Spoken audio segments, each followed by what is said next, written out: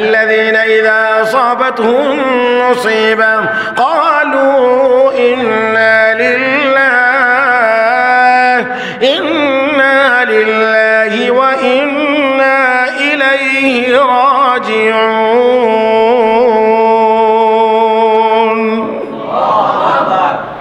ইন্না লিল্লাহর অর্থ হলো নিশ্চয় আমরা সবাই কার? আল্লাহ। যিনি বলেন নাই একটু সন্দেহ আছে। আমরা সবাই কার? আল্লাহ। ইন্না লিল্লাহ নিশ্চয় আমরা কার জন্যে? আল্লাহর জন্যে। নিশ্চয় আমরা আল্লাহর। ও মুসলমান, আর কি বলা হয়েছে? ওয়া ইন্না ইলাইহি রাজিউন, এবং নিশ্চয় আমরা আল্লাহর দিকেই ফিরে যাব। কার দিকে? কার দিকে? যারা বিশ্বাস করে তারাও যাবে, যারা বিশ্বাস করে না তারাও যাবে। বিশ্বাস করলেও যাবে, না করলেও যাবে। বাকি কথা হলো এই বিশ্বাস যাদের থাকবে তারা দুনিয়ার জীবনে পাপাচার মুক্ত থাকতে পারবে। আর এই বিশ্বাস যদি কারো থাকে না, তাহলে সে লোকটা হবে রূপে মানুষ, লোকটা হবে সার্টিফিকেটে মানুষ। সার্টিফিকেট মানে একাডেমিক সার্টিফিকেট, লেখাপড়া করেছে স্কুলে কলেজে, এই জন্য তার সার্টিফিকেট, অমুকের ছেলে অমুক, এই নামে একটা সার্টিফিকেট ইস্যু হবে। আমার ভাইয়েরা, রূপে হবে মানুষ, সুরতে হবে মানুষ, হয়তোবা একাডেমিক সার্টিফিকেটে হবে মানুষ, কিন্তু আল্লাহর দরবারে হবে অমানুষ। আল্লাহ রাব্বুল আলামিনের দরবারে অমানুষ। এই জন্যে ওই পরকালের চিন্তা যত বেশি মানুষের ভিতরে আসবে, ওই মানুষটা তত বেশি গুনার কাছ থেকে দূরে থাকতে পারবে এবং দূরে থাকবে। গুনাহ থেকে বাঁচবার এর চেয়ে বড় আর কোনো হাতিয়ার নাই। একজন মানুষ যদি মনে করে আমি মরে যাব, আমাকে এই জীবনের সকল কর্মকাণ্ডের হিসাব আল্লাহর দরবারে দিতে হবে, যদি সঠিক হিসাব দিতে না পারি আমাকে জাহান্নামের আগুনে জ্বলতে হবে, এই ভয় যদি কারো ভিতরে থাকে, তাহলে তাকে অপরাধ থেকে বিরত রাখার জন্যে কোনো বাহিনীর প্রয়োজন হয় না। এই চিন্তাই তাকে সব জায়গায় গুনাহ থেকে বিরত রাখে। আর এই চিন্তাটা যদি কারো ভিতরে থাকে না, তার পিছনে পিছনে পুলিশের পাহারা দিয়েও তাকে পাপাচার থেকে বিরত রাখা যায় না।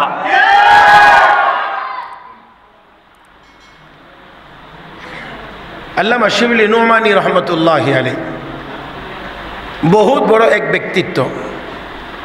তিনি বলেন, আমি 4000 কিতাব পড়ে আমার আমলের জন্যে 4টা কথা আমি রেখে দিয়েছি, বাকি যা পড়েছি সব কিতাবই রাখছি। কয় হাজার কিতাব পড়ে?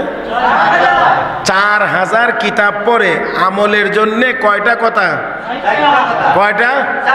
আর বাকি যা আছে সব কিতাবে রেখে দিছে 4টা। শুনিয়ে গুফতে শিবলি আলী তাবার के खानदम कुतुबहाय 4000 पसन आमुदम ईस खुम 4 दिगर हर चे खानदम गुदश्तम आजो ये के नफ्स ताअत खुदायम बकुन वगरना तमन्ना ना नश्मकुन दो अम्बाश परेज गारज हराम वगरना बेरो आजमुनो के खुदाम सो अम्बाश काने बरिज के कदर वगरना तलब कुन खुदाए दिगर चाहरम गुनाए मकुन ही चे जा वगरना बेरोता नबी नद खुदा। अल्लाहु अकबर। কয় হাজার কিতাব পড়ে কয়টা কথা? 4000 কিতাব পড়ে 4টা কথা পছন্দ করেছেন আমলের জন্য। 1 নাম্বার, নিজেকে নিজে নসিহত করেন, নিজেকে নিজে ওয়াজ করেন, নিজেকে নিজে লক্ষ্য করে বলেন ইয়াকে নফস তাআত খুদায়ম বকুন। হে শিবলি, আল্লাহ রাব্বুল আলামিন তোমাকে আল্লাহর ইবাদতের জন্য বানাইছেন, অতএব তোমাকে আল্লাহর ইবাদতই করতে হবে। ও মুসলমান, হযরত শিবলি নোমান প্রাণীকে শুধু আল্লাহ ইবাদতের জন্য বানাইছেন, আমাকে আপনাকে কিসের জন্য বানাইছেন? আমার কথা বুঝতে অসুবিধা হয় নাকি? উনি ওনাকে নিজে ওয়াজ করতেছেন, হে শিবলি, আল্লাহ তো তোমাকে শুধু ইবাদতের জন্য বানাইছেন, অতএব তোমাকে আল্লাহর ইবাদত করতেই হবে। তো উনাকেই শুধু আল্লাহ ইবাদতের জন্য বানাইছেন, আমাদেরকে ইবাদতের জন্য বানান নাই? কথা কয় না, বানান নাই? ওয়ামা খালাকতুল জিন্না ওয়াল ইনসা ইল্লা লিয়াবুদুন।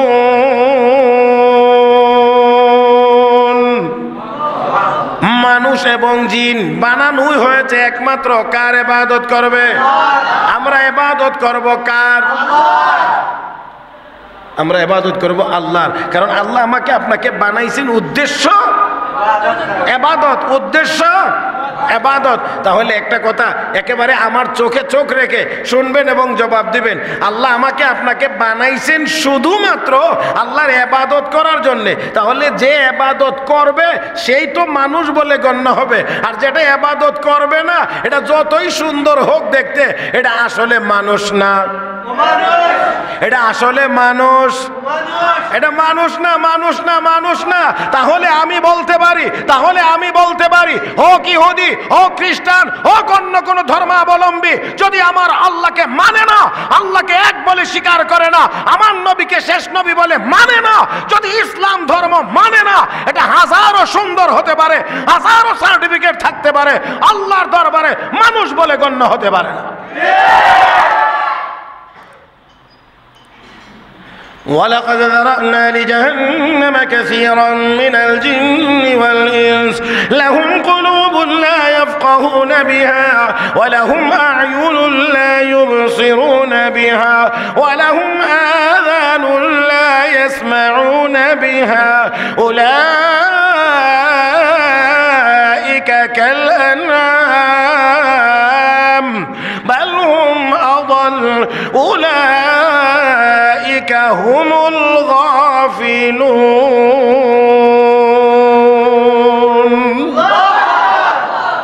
আল্লাহ রাব্বুল আলামিন বলেন, অনেক মানুষ আছে, অনেক জিন আছে যাদেরকে জাহান্নামের জন্য বানাইছি, হৃদয় দিয়েছি বুঝে না, চোখ দিয়েছি দেখে না, কান দিয়েছি শোনে না। আমার আল্লাহ কয় উলাইকা কাল আনআম, তারা চতুষ্পদ জানোয়ারের মতো, বাল হুম আদাল, আল্লাহ বলেন আরো নিকৃষ্ট, আরো নিকৃষ্ট। হে মুসলমান, তাহলে আল্লাহকে না মানলে, আল্লাহর বিধান না মানলে, আল্লাহর কুদরত, আল্লাহর কদমে সেজদা না দিলে, আল্লাহর কুদরতের উপরে বিশ্বাস স্থাপন না করলে, এটা মানুষ হতে পারে না। ও মুসলমান, তাহলে আসুন, মুসলমান যারা, তারাই কেবলমাত্র আল্লাহর দরবারে মানুষ বলে গণ্য হবে। আল্লাহ আমাদের সবাইকে পরিপূর্ণ মুসলমান হওয়ার তৌফিক দান করুন। আল্লাহ নির্দেশও দিয়েছেন পরিপূর্ণ মুসলমান হওয়ার জন্য। রব্বে করিম বলেন, ইয়া আইয়ুহাল্লাযীনা আমানু ইত্তাকুল্লাহা হাক্কা তুকাতিহি ওয়া লা তামুতুন্না ইল্লা ওয়া আনতুম মুসলিমুন। আল্লাহ কয়, পরিপূর্ণ মুসলমান না হইয়া মরিও না। কি না হইয়া? পরিপূর্ণ মুসলমান না হইয়া মরিও না। আল্লাহ মুসলমান না হইয়া মরো না। আর বর্তমান দুনিয়ার জালেমরা কয় মুসলমানই হওয়া যাবে না, মুসলমান রাখাই যাবে না, মুসলমান যেটি আছে এইটিরও কায়দা কৌশল করে মুসলমানিত্ব থেকে দূরে সরাইয়া দেওয়ার চিন্তা।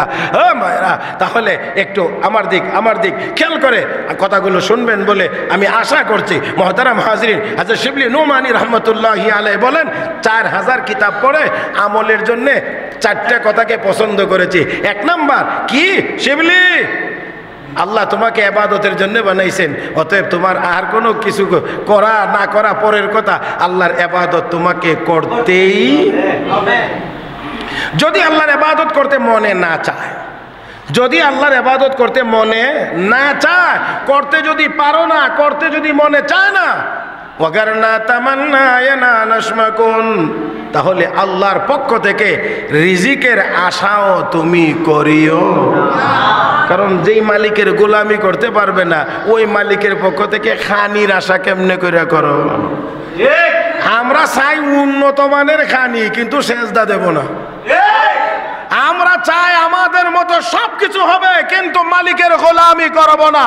আমার ভাইয়েরা, একজন স্ত্রী যদি স্বামীর অবাধ্য হয়, সে হাজারো যেমন চেষ্টা করলেও শান্তি আর আরামে থাকতে পারে না।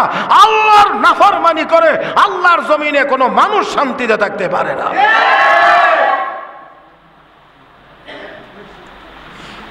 মুহতারাম হাজরিন, হযরত শিবলি কি বলেন? ইবাদত করতেই হবে, করতে যদি মনে না চায় তাহলে রিজিকের আশা করিও না। একটু ইনসাফের সাথে বলেন, বুঝে শুনে বলেন, আমাকে আপনাকে রিজিক কে দেন? সমস্ত মাখলুকাতের রিজিকের ব্যবস্থা কে করেন? নাকি আরো কোনো সন্দেহ আছে? অন্য কেউ ব্যবস্থা করেন? হ্যাঁ, কয়দিন আগ পর্যন্ত প্রচন্ড গরম ছিল নাকি? এই একদিন আগ পর্যন্ত, এক দুই দিন আগ পর্যন্ত প্রচন্ড গরম। আজকে দেখি অনেকে মোটা মোটা কাপড় লাগাইছে, বুঝি একজনে কোটও লাগাইছে। মাশাআল্লাহ, বেজার হেন না, বাড়ির অন্য কিছু না, একটু ঠান্ডা লাগছে, মানে আবহাওয়া একটু ঠান্ডা, এই জন্যই কাপড় লাগাইতে পারছে। 2 দিন আগে তো এটা দূরের কথা, শুধু জামা গায়ে রাখাও তো কষ্ট করছিল। হ্যাঁ আমার ভাইয়েরা, তাহলে এই সব কিছুর ব্যবস্থাপনাটা কার? আল্লাহর। তো এই যে রিজিক, ফসল, এই মাঠের মধ্যে ধান কাটতেছেন, এই যদিও গরম লাগছে কিন্তু রোদ হওয়ার কারণে ফসল কাটতে নিতে খুব সুবিধা, শুকাই গেছে তাড়াতাড়ি। এখন যে বৃষ্টি হচ্ছে, আল্লাহ না করুন, আল্লাহ না করুন, এখন যদি একটানা 15 দিন বৃষ্টি হয় তাহলে আবার কিন্তু কান্নাকাটি লাগবে। আর হুজুর দোয়া করেন আল্লাহ যাতে আবার রোদ দেয়, কারণ ফসল কি হয়ে যাচ্ছে? নষ্ট হয়ে যাচ্ছে। তাহলে এই রোদ দেওয়ার মালিকও আল্লাহ, বৃষ্টি দেওয়ার মালিকও আল্লাহ। সাহাবী গিয়ে কই, ইয়া রাসূলুল্লাহ একটু দোয়া করেন। বলে কি দোয়া? কই বৃষ্টি হয় না অনেক দিন যাবত, বড় কষ্ট হইতেছে। আল্লাহ রাসূল কয়, যাও ঠিক আছে দোয়া করলাম। দোয়া করছেন, বৃষ্টি এমন হওয়া হয়েছে পুরা 1 সপ্তাহ। পরের জমা সাহাবী আবার দৌড়ে এসে, ইয়া রাসূলুল্লাহ কি হয়েছে? বৃষ্টি পানির সুরে সব তলায় নিয়ে যাইতেছে, হুজুর দয়া করে দোয়া করেন আল্লাহ যাতে বৃষ্টি বন্ধ করে। তাহলে আগে দিছিলেন না তো দিলেন কে? দিছেন তো দিছেন, এখন আর বন্ধ করেন না কে? আবার নবী দোয়া করেছেন, তো আল্লাহ রাব্বুল আলামিন নবীর দোয়ার বরকতে আবার বৃষ্টি বন্ধ করে দিয়েছেন। ও মুসলমান, তারপরেও বুঝে আসে না, রৌদ্র উঠলে, তাপমাত্রা বেশি বাইরে গেলে ফিরানোর ক্ষমতা বৃষ্টি হইলে, বৃষ্টি না হইলে বৃষ্টি দেওয়ার মতো ক্ষমতা নাই। বৃষ্টি যদি অনবরত হইতে থাকে, বন্ধ করার ক্ষমতাও। সব ক্ষমতা কার হাতে? বলেন না, সব ক্ষমতা কার হাতে? আল্লাহর হাতে। তাহলে বলেন, এই ফসল, জমিনে ফসল, এই রিজিক কে দেন? না আমরা? আল্লাহ। আমরা তো মাঝে মাঝে বলি আর কি, এবার ফসল ভালো হয়েছে, কয়টা আমাদের কৃতিত্ব। ফসল ভালো হইলে আমরা অনেক সময় বলি কি, এটা আমাদের কৃতিত্ব। তো যে বছর ভালো হয় না, এই বছর গিয়ে কেউ কয় না এটা আমাদের ব্যর্থতা। আল্লাহ তো ভালো হইলে যদি সফলতা মানে কৃতিত্ব যদি নেন, তাহলে যেই বছর হয় না বা নষ্ট হয়ে যায়, সেই বছরের ব্যর্থতাও তো আপনাকে নিতে হবে। আল্লাহ এই জন্য আমার আল্লাহ ১৫০০ বছর আগে প্রশ্ন করেন, আফারাআইতুম মা তাহরুসুন আনতুম তাজরাউনাহু আম নাহনু যারিউন। হে বান্দা, ফসল কি তুই ফলাস না আমি ফলাই? তুই ফলাস না আমি ফলাই? ফসল আসলে আল্লাহ রাব্বুল আলামিন ফলাইয়া দেন। এই জন্যে আমি মাঝে মাঝে একটা কথা বলি, যদি কেউ মনে করেন ফসল ফলানোর ক্ষেত্রে আপনার অবদান, আমার অবদান, অমুকের অবদান, তো আমি বলি যে এই দান্ডার ভিতরে চাউল নাই, এটাতে কি কোন আমরা সুসা? আচ্ছা সুসা, ঠিক আছে, আমাদের ব্রাহ্মণবাড়িয়া সুসাই বলে। যে এই দান্ডার ভিতরে কি নাই? চাউল নাই। তো এই দান্ডাও তো বাইরে ছিল, এটা বের হয়েছিল না, সরার মধ্যে এটাও ছিল, অন্যগুলোর মধ্যে চাউল হইলো, এটার মধ্যে চাউল নাই। আমার আল্লাহ কয়, ওই পণ্ডিতেরা যারা মনে করস ফসল তোরা ফলাস, তো খালি বক্স দিয়ে দিলাম, এটার ভিতরে চাউল তোরা ঢোকা। আমি তো সবগুলোর মধ্যে দিলাম, যে কয়টা খালি আছে এই কয়টার ভিতরে তোরা একটু চাউল দেওয়ার ব্যবস্থা কর। আজ পর্যন্ত আমার ভাইয়েরা, সায়েন্স কত অগ্রসর হয়েছে, টেকনোলজি কত উন্নতি লাভ করেছে, কিন্তু আজ পর্যন্ত এমন তো শুনি নাই যে একটা ধানের ভিতরে চাউল দেওয়ার মতো কোনো টেকনোলজি আবিষ্কার হয়েছে। তাহলে বুঝতে হবে রিজিক কার হাতে? তো আল্লাহর কাছ থেকে যদি রিজিক চান, যদি আশা করেন যে আল্লাহ আমাকে আপনাকে রিজিক দেবেন, তাহলে অবশ্যই আল্লাহর গোলামি করতেই হবে। বলছিলাম সময় আমার খুব বেশি না, এই জন্যে আমার দিকে তাকিয়ে কয়টা কথা না, কয়টা কথা, চারটা কথা। এক নাম্বার কথা হলো আল্লাহ তোমাকে ইবাদতের জন্য বানাইছেন, ইবাদত তোমাকে করতেই হবে। যদি ইবাদত করতে মনে না চায় তাহলে তুমি মালিকের পক্ষ থেকে রিজিকের আশা করতে পারো না। দুই নাম্বার, दोम बाशे परहेज़गार अज़ हराम वो अगर ना बेरो आज मुल्के खुदा। हे शिबली अल्लाह रब्बुल आलमीन তোমার জন্য কিছু জিনিস হারাম করেছেন, কিছু হালাল করেছেন। হালালগুলো অর্জন করবা, হারামগুলো বর্জন করবা। যেগুলো হারাম এইগুলোর কাছে যাওয়া যাবে না। কথা বললেন, যেগুলো হারাম এইগুলোর কাছে যাওয়া যাবে। সুদ খাওয়া হালাল না হারাম? ঘুষ খাওয়া হালাল না হারাম? মদ খাওয়া হালাল না হারাম? এ মুসলমান, তাহলে এইগুলোর কাছে যাওয়া যাবে না। সুদ খাওয়া যাবে না, ঘুষ খাওয়া যাবে না, মদ পান করা যাবে না। গান শোনা হালাল না হারাম? জোরে কোন, গান শোনা, গান গাওয়া হালাল না হারাম? এ মুসলমান, তাহলে গান গাওয়া যাবে না, গান শোনা যাবে না। কিন্তু দুর্ভাগ্য আমাদের এই মুসলমানের দেশে অনেকের কাছে গান ভালো লাগে, কোরআনের তিলাওয়াত ভালো লাগে না। মুসলমানের সন্তান জি, গান ভালো লাগে, গানের অনুষ্ঠান ভালো লাগে, কিন্তু কোরআনের তেলাওয়াত ভালো লাগে না, কোরআনের অনুষ্ঠান তার কাছে ভালো লাগে না। তবে একটা কথা মনে রাখতে হবে, তবে একটা কথা মনে রাখতে হবে, আপনার আমার কাহারই যদি কোরআন ভালো লাগে না, কোরআনের তেলাওয়াত ভালো লাগে না, এতে করে কোরআনের বিন্দু পরিমাণ কোনো অসুবিধা হবে না। কোরআনের ইজ্জত সম্মান এতে করে বিন্দু পরিমাণ কমবে না। মুহতারাম হাজিরিন, বাকি কথা হলো কোরআনকে যদি কেউ মানে না, কোরআনের তেলাওয়াত তার কাছে ভালো যদি লাগে না, তাহলে তার নিজের কপাল পড়বে, কোরআনের কোনো অসুবিধা হবে না। কোরআন কার কালাম? কোরআন কার কালাম? আল্লাহর কালাম। আল্লাহ হেফাজত করবেন, আল্লাহর কালাম আল্লাহ ঠিক রাখবেন। আল্লাহর যতদিন ইচ্ছা ততদিন জমিনে রাখবেন। যখন আল্লাহর ইচ্ছা হবে জমিন থেকে আল্লাহর কালাম উঠায়া নেওয়ার, আল্লাহ তখন উঠায়া নিয়ে যাবেন। মুহতারাম হাজিরিন, বাকি আমরা যদি কোরআন পড়ি, কোরআন অনুযায়ী চলি, কোরআনের সাথে যদি সম্পর্ক ভালো রাখি, তাহলে মর্যাদা আমাদের বাড়বে। এটা বুঝায় বলার মতো আর লম্বা করে কথা বলার মতো না। এই কথাগুলো আমরা সবাই জানি। রাহমাতুল্লিল আলামিন নবী মুহাম্মদুর রাসূলুল্লাহ সাল্লাল্লাহু আলাইহি ওয়াসাল্লাম যেই সময়ে এসেছিলেন, ওই বর্বর মানুষগুলোকে এক কোরআন নবী শিখাইয়া স্বর্ণের মানুষে রূপান্তরিত করেছিলেন। কালো বেলাল, কুসরি বিশ্রী বেলাল এই কোরআন গ্রহণ করার কারণে সারা দুনিয়াতে দামি হয়ে গিয়েছে। মুসলমানের সন্তান কোরআন পড়তে জানে না, কোরআনের তেলাওয়াত জানে না। নামাজ পড়তে গেলে যে কয়টা সূরা লাগে, এই কয়টা সূরাও জানে না। এর চেয়ে দুর্ভাগ্য আর আমাদের কি হতে পারে?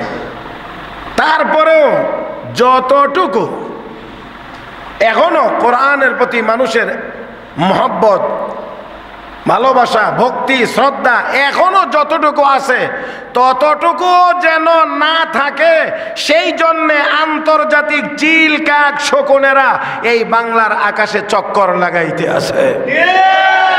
এটা শুধুমাত্র ছোট করে দেখার মতো না, সারা পৃথিবীর ইন্টারন্যাশনাল চিল, কাক, শকুনেরা আমাদের এই বাংলার আকাশে চক্কর দিতে আছে। সতর্ক থাকতে হবে। আমরা মুসলমান, কোরআন নিয়েই আমরা বাঁচতে চাই, কোরআন নিয়েই আমরা মরতে চাই। আল্লাহ আমাদের সবাইকে তৌফিক দান করুন। তাই আসুন, আজকের এই মাহফিল, আজকের এই সম্মেলন তখনই সার্থক হবে, তখনই সফল হবে, তখনই কামিয়াব হবে যদি আজকে আমরা এখান থেকে আল্লাহর ঘরে বসে এই প্রতিজ্ঞা করে ফিরতে পারি যে আর গান নয়, আর বাজনা নয়, আর নাচ নয়, আর ড্যান্স নয়, এখন থেকে আমি কোরআন পড়ব, কোরআন শিখব, কোরআন অনুযায়ী চলবো, তাহলেই হবে এই মাহফিল সার্থক। আসুন নিয়ত করি গান বাজনার মতো এই হারামে আমরা আর জড়িত হইব না ইনশাআল্লাহ। আল্লাহ তুমি আমাদের সবাইকে তৌফিক দান করো। কোরআনের সাথে একটু মহব্বত লাগান, কোরআনের সাথে একটু মহব্বত লাগান, কোরআনের সাথে একটু মহব্বত লাগান। আরে মহব্বত তো জীবনে অনেক করেছেন, ভালোবেসেছেন অনেককে, অনেক জিনিসকে, কিন্তু আল্লাহর কোরআনকে একটু হৃদয় দিয়ে ভালোবাসেন। কোরআনের প্রতি এই মহব্বত আর ভালোবাসা আপনাকে আল্লাহর জান্নাতে পৌঁছায়া দেবে। রসুলের এক সাহাবী নামাজ পড়াইতে গিয়ে সূরা ইখলাস প্রতিদিনই পড়েন, একদিনও বাদ দেন না। কোনো না কোনো নামাজে, কোনো না কোনো রাকাতে সূরা ইখলাস তিলাওয়াত করেন। এবার নবীজির কাছে এই আওয়াজ গেছে যে আপনার এই সাহাবী, আপনার এই ইমাম প্রতিদিন সূরা ইখলাস তিলাওয়াত করেনই, কোনোদিন বাদ দেন না, প্রতিদিন করেন। আল্লাহর নবী তাকে জিজ্ঞেস করলেন, সাহাবী সূরা ইখলাস কি একদিনও বাদ দাও না? বলে না। কেন বাদ দাও না? ইন্নী উহিব্বু হাযিহি সূরা, নবী গো কোরআনের এই সূরাটাকে আমি বেশি ভালোবাসি, কোরআনের এই সূরাটাকে আমি বেশি ভালোবাসি। ও ভাইরা, ও মুসলমানেরা, মুরব্বীরা, যুবক ভাইরা, জীবনে কত জিনিস দেখে বলেছি এটা আমার, কত জিনিস দেখে বলেছি এটাকে আমি ভালোবাসি, কত ব্যক্তিকে বলেছি ভালোবাসি, কত গানকে বলেছি এটা আমার প্রিয় গান। ও মুসলমান, আমার নবীর সাহাবী বলেন, ইয়া রাসূলুল্লাহ, ইয়া হাবিবাল্লাহ, ইন্নী উহিব্বু হাযিহি সূরা, ওগো নবী আমি কোরআনের এই সূরাটাকে বেশি ভালোবাসি, বেশি মহব্বত করি। আমার নবী বলেন, সাহাবী রে, হুব্বুকা ইয়াহা ইউদখিলুকাল জান্নাহ, রে সাহাবী সূরা ইখলাসের এই ভালোবাসা তোমাকে আল্লাহর জান্নাতে পৌঁছায়া দেবে। আমার ভাইরা, আমার বন্ধুরা, তাই আসুন আজকের এই মাহফিল থেকে নিয়ত হোক আর কোনোদিন হারাম কাজ করব ইনশাআল্লাহ। পারবো কি করব না? সব জবানে বলি, কি করব না? হারাম হারাম হারাম হারাম হারাম হারাম হারাম কাজ করব না। আল্লাহ রসুল বলেন, ইত্তাকিল মাহারিম তাকুন আবাদান নাস, হারাম ছেড়ে দাও তুমি বড় ইবাদত গুজার হয়ে যাবে। হারাম যদি ছেড়ে দাও তাহলে তুমি সবচেয়ে বড় আবেদ, তুমি বড় ইবাদত গুজার হয়ে যাইবা। মুহতারাম হাজিরিন, আজকে আমরা যদি দেখি আমাদের সমাজের রন্ধ্রে রন্ধ্রে রন্ধ্রে রন্ধ্রে রন্ধ্রে রন্ধ্রে গুনাহ গুনাহ গুনাহ গুনাহ, হারাম হারাম হারাম হারাম হারাম হারাম কাজ। দেখেন, যেমন আমি তো বলি সুদ হারাম, সুদ হারাম, কোরআনে আল্লাহ বলেছেন হারাম। এই সুদ এত জঘন্যতম হারাম হওয়ার পরেও সমাজের রন্ধ্রে রন্ধ্রে রন্ধ্রে রন্ধ্রে রন্ধ্রে এই সুদ ঢুকায় দেওয়া হয়েছে। এমনকি শুধু পুরুষেরা না, মহিলাদের মধ্যেও এই সুদ ঢুকায় দেওয়া। একটা সময় এই লেনদেনের সাথে পুরুষেরা জড়িত থাকতো, এখন ওই ব্যক্তিরা চিন্তা করে দেখছে শুধু পুরুষদেরকে এই সুদ খাওয়াইলে তো হবে না, মহিলাও তো আছে, এদেরকে কেমনে কি করা যায়, এই জন্যে কিস্তির নাম দিয়া, হ্যাঁ কি না, কিস্তি কিস্তি কিস্তির নাম দিয়া এখন মহিলাদেরকেও এই সরাসরি এই সুদের সাথে জড়াইয়া দেওয়া হয়েছে। আর আমরা মনে মনে ভাবছি কি আমরা উন্নতি হচ্ছে, উন্নতি হচ্ছে। আর কি শিখানো হয়, নিজের পায়ে দাঁড়ান।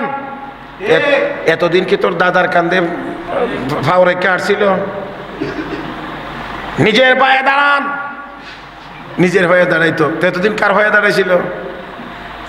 কথা বুঝেন, মানে বুঝাইতেছে এই টাকা নেন, নিয়ে উন্নতি করেন, নিজে স্বাবলম্বী হন। এই পর্যন্ত কতজন হয়েছে তা আমি জানি না। মহতারাম হাজরিন, তবে এই লাইনে যাওয়ার কারণে অনেকেই বিপদগামী হয়েছে, অনেকেই নষ্ট হয়েছে। যাই হোক, আসুন, কয় হাজার কিতাব পড়ে কয়টা কথা? 4000 কিতাব থেকে মাত্র 4 কথা। 1 নাম্বার, ইবাদত হবে কার? 2 নাম্বার, কোনো হারাম কাজ করা যাবে না। হ্যাঁ শিবলি, যদি হারাম তোমাকে করতে মনে চায়, যদি হারাম করতে মনে চায়, হারাম তো করতে পারবে না, হারাম থেকে দূরে থাকতে হবে। যদি হারাম করতে মনে চায়, ওয়াগার না বেরো আজ মুলুকে খোদাম, হারাম যদি করা লাগে আমার আল্লাহর রাজত্ব থেকে বের হয়ে যাও। আওয়াজ করে বলেন আল্লাহর রাজত্ব চলে না এমন জায়গা কোনটা? এদিকে কোন জায়গা নামটাম জানে? আর একটু জোরে বলবেন, সবাই মিলে বলবেন আল্লাহর রাজত্ব চলে না এমন কোন জায়গা কোথাও? তাহলে বোঝা গেল হারাম কাজ করবার কোনো জায়গা নাই। আচ্ছা দেখেন, খুব খেয়াল করেন, কয়টা কথা না? চারটা কথা, চারটা। দেখেন এই চারটা কথার উপরে যদি আমল হয় তাহলে আর বাকি কিতাবে যা আছে সেগুলোর উপরে আমল কি বাকি থাকে না সবগুলোর উপরেই হয়? একটু খেয়াল করবেন। এক নাম্বার, ইবাদত তোমাকে করতেই হবে, করতে যদি মনে না চায় আল্লাহর কাছ থেকে, আল্লাহর পক্ষ থেকে রিজিকের আশা করিও না। দুই নাম্বার, হারাম কাজ করতে পারবে না, যদি করতে মনে চায় আল্লাহর রাজত্বের বাহিরে চলে যাও। তাহলে আল্লাহর রাজত্বের বাহিরে কোনো জায়গা নাই। জোরে কোন নাই? নাই, নাই। অতএব যদি নাই তাহলে বোঝা গেল হারাম কাজ করারও কোনো জায়গা নাই। সুদ খাওয়ার জায়গা আছে? ঘুষ খাওয়ার, চুরি করার, দুর্নীতি করার নাই। কিন্তু তারপরেও আমাদের দেশে করেনি চুরি, ডাকাতি, দুর্নীতি। আরে নীতিই নাই, এখন আর নীতি নাই, যা আছে দুর্নীতি। আল্লাহ, আমাদের ওই ছোট সময় শুনছিলাম এক ব্যক্তি বলছিল কোনো জিনিস খাঁটি নাই, এই কথাটা খাঁটি। আপনারা মনে সবাই বুঝছেন না, খাঁটি নাই যে এই কথাটাই খাঁটি। যেটাই যাইবেন এটার মধ্যে গিয়া দেখেন শুধু শুধু বেজাল বেজাল বেজাল। একটা হাসির গল্প আছে আর কি, এই জন্য এক লোক নাকি বিষ খাইছে, মরে যেত, তখন বিষ খাই ও মরে না। হায় হায়, বিষের মধ্যেও বেজাল করে, এটা খাই ও মরি না।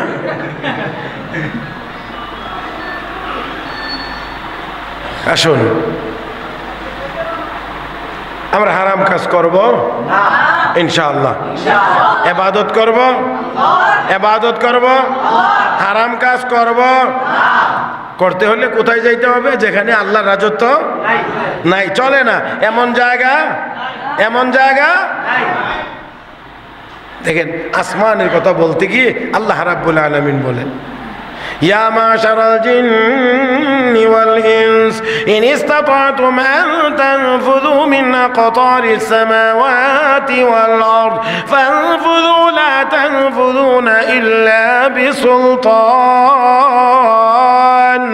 فبأي آلاء ربكما تكذبان।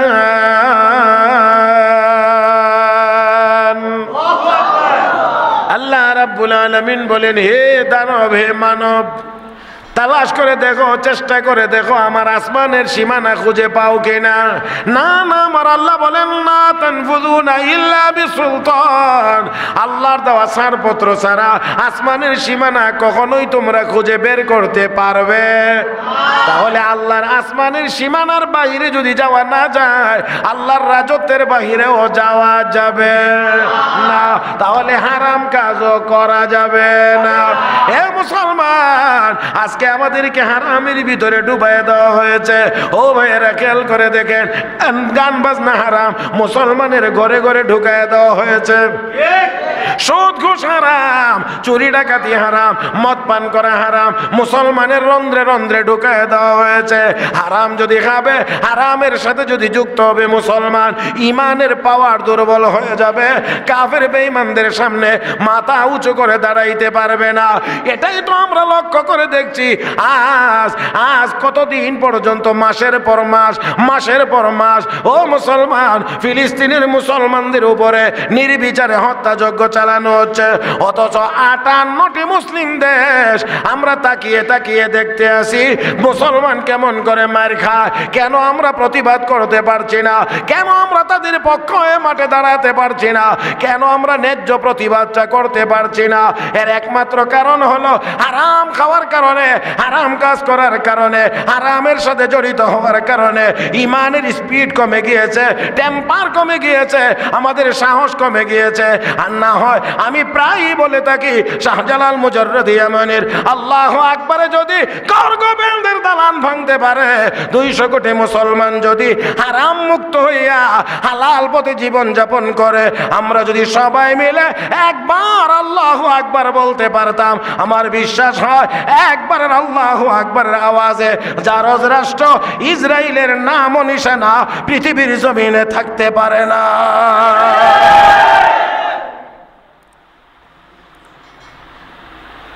কিন্তু আমাদের আজকে মোটা দেহ আছে, কিন্তু শক্তি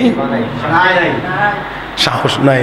আমার ভাইয়েরা সাহাবায়ে কেরাম পেটে পাথর বাঁধছিলেন, ঠিক মতো খাইতে পারেন না, কিন্তু ঠিক মতো খাইতে পারেন না, কিন্তু তাদের হিম্মত ছিল আকাশচুম্বী। সাহাবায়ে কেরাম মাটি কাটেন, খন্দকের যুদ্ধ, মাটি কাটেন, পাথরি জমিন, কোদাল মারলে ফেরত আসে। পেটে কি নাই? পেটে খাবার নাই, খাবার নাই, রুটি নাই, গোশত নাই, ভাত নাই, তরকারি নাই, কিচ্ছু নাই। তারপরেও সাহাবায়ে কেরাম মাটি কাটে জোশের সাথে, আনন্দের সাথে। আর তারা ছন্দ পরে নাহনুল্লাযীনা বায়াউ মুহাম্মাদা আলাল জিহাদি মা বাকিনা আবাদা। আল্লাহু আকবার। সাহাবায়ে কেরামের পেটে ভাত না থাকলেও ইমানি শক্তি কত মজবুত বলেন কি তারা? আমরা ওই সমস্ত লোক, আমরা ওই সমস্ত মানুষ যারা মুহাম্মদুর রাসূলুল্লাহর হাতে বায়াত গ্রহণ করেছি। যতদিন পর্যন্ত জিন্দা থাকবো ততদিন পর্যন্ত নবীর সঙ্গী হয়ে ইসলামের পক্ষে কাফের বেঈমানদের মোকাবেলায় জিহাদ করে যাব, কাফের বেঈমানদের মোকাবেলায় জিহাদ করে যাব। সাহাবায়ে কেরাম পেটে ভাত নাই, কিন্তু তারপরেও তাদের হিম্মত ছিল যতক্ষণ বেঁচে থাকবো আমরা রসুলের সঙ্গী হয়ে ইসলামের পক্ষে কাফের বেঈমানদের বিরুদ্ধে আমরা জিহাদ চালিয়ে যাব। আমরা এখন পেটে ভাত আছে, ঘরে আরামের ব্যবস্থা আছে, সব আছে, কিন্তু আমরা তাদের সামনে সাহস করে কোনো কথা বলতে পারি না। তার কারণ আমাদের পেটে হারাম, আমাদের পোশাকে হারাম। সেজন্য নবীও বলেছেন মাতআমুহু হারামুন ওয়া মাশরাবুহু হারামুন ওয়া মালবাসুহু হারাম ওয়া ইয়াকুলু ইয়া রাব্বি ফাআন্না ইউস্তাজাবু লাহু। আল্লাহ রাসূল কয় পেটের ভিতরে খাদ্য খাইছে, ঢুকাইছে হারাম, পান করছে হারাম, কাপড় পরিধান করছে তো হারাম উপার্জিত টাকা দিয়ে কাপড় পরিধান করছে, আর হাত তুলে দোয়া করে আল্লাহ আল্লাহ আল্লাহ। আমার নবী কয় ফাআন্না ইউস্তাজাবু লাহু, তার দোয়া কেমন করে কবুল করা হবে? তার দোয়া তো কবুল হবে না। আল্লাহ আমাদের সবাইকে বুঝার তৌফিক দান করুন, বলি আমিন। কয়টা কথা গেল? হ্যাঁ, দুইটা। এক নাম্বার, ইবাদত করতেই হবে কার? না হলে আল্লাহর পক্ষ থেকে রিজিকের আশা করা যাবে না। নাম্বার 2, হারাম কাজ করা যাবে যদি হারাম করতে মনে চায় আল্লাহর রাজত্বের সীমানার বাহিরে গিয়ে করতে হবে। আসেন নাম্বার 3, সময় আমার ফুরিয়ে আসছে, আমি আমার কথাগুলো শেষের দিকে নিয়ে যাচ্ছি। আল্লামা শিবলি নোমানি 3 নম্বর বলেন সুআম বাশকানে বরিজকে কদর ও अगर না তলব কোন খোদায়ে দিগার। আরে শিবলি, আল্লাহ রাব্বুল আলামিন তোমার জন্য প্রতিদিন রিজিক বরাদ্দ দিয়েছেন, যতটুকু দিয়েছেন ততটুকুর উপরে তোমাকে সন্তুষ্ট থাকতে হবে। আমাকে আপনাকে রিজিক কে দেন? তিনি বলেন যতটুকু দিয়েছেন এতটুকুর উপরে তোমাকে সন্তুষ্ট থাকতে হবে। যদি আল্লাহর দেওয়া রিজিকের উপরে তুমি সন্তুষ্ট থাকতে না পারো তাহলে আরেকজন খোদা, আরেকজন আল্লাহ তুমি তালাশ করে নাও। ও মুসলমান, আমাদের কি আরো কোনো আল্লাহ আছে? এ মুসলমান আওয়াজ করে বলেন, আরো কোনো মাবুদ আছে? রিজিক দেওয়ার মতো ক্ষমতাওয়ালা আরো কেউ আছে? লা ইলাহা ইল্লাল্লাহ মুহাম্মাদুর রাসূলুল্লাহ, লা ইলাহা ইল্লাল্লাহ। জবান খুলেন, জবান খুলেন, জবান খুলেন।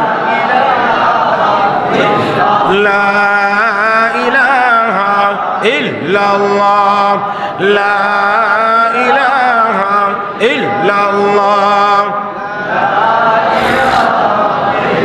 লা ইলাহা ইল্লাল্লাহ মুহাম্মাদুর রাসূলুল্লাহ।